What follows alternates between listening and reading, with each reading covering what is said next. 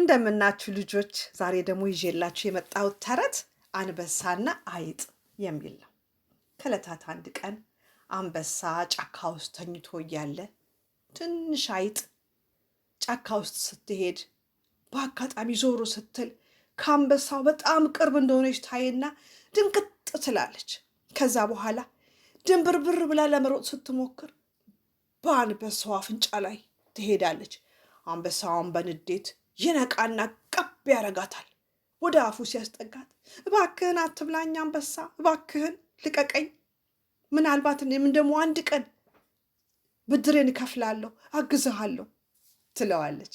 አንበሳም ሳቅ ይልና አሁን አንቺ ይልና ግን ደግ አንበሳ ስለነበረ በሂጅ ብሎ ይለቃታል። እሷም በደስታ ሮጣ ትሄዳለች። ከትንሽ ቀናት በኋላ አንበሳ ምግብ ፈለጋ ጫካ ውስጥ ወዲያ ወዲህ ሲል አዳኞች ያስቀመጡትን ወጥመድ ሳይ ወጥመዱ ቀብ ያደርገዋል።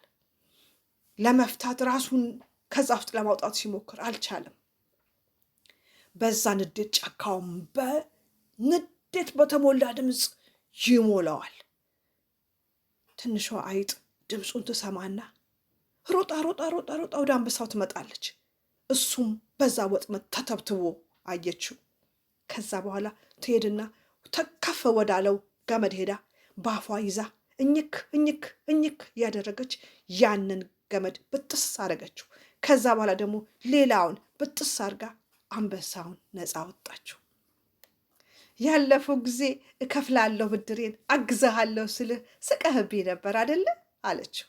አየህ እኔ አይጥም ብሆን አንተን አንበሳ ረዳውህ አለችው።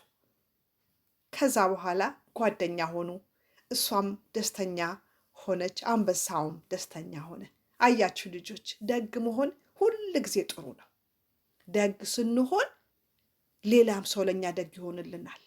ስለዚህ አንበሳው እሷን አዝኖላት በቃ ሂጂ ብሎ ደግነቱን ስላሳያት እሷ ደግሞ እሱ በተቸገረ ጊዜ ሮጣ መጥታ ረዳችሁ። ስለዚህ ደግ መሆን አንርሳ። እንግዲህ ተረቴን ጨርሻለሁ። ሌላ ተረት ደግሞ ይዤላችሁ እመጣለሁ። እስከዛ ደህና ሁኑ።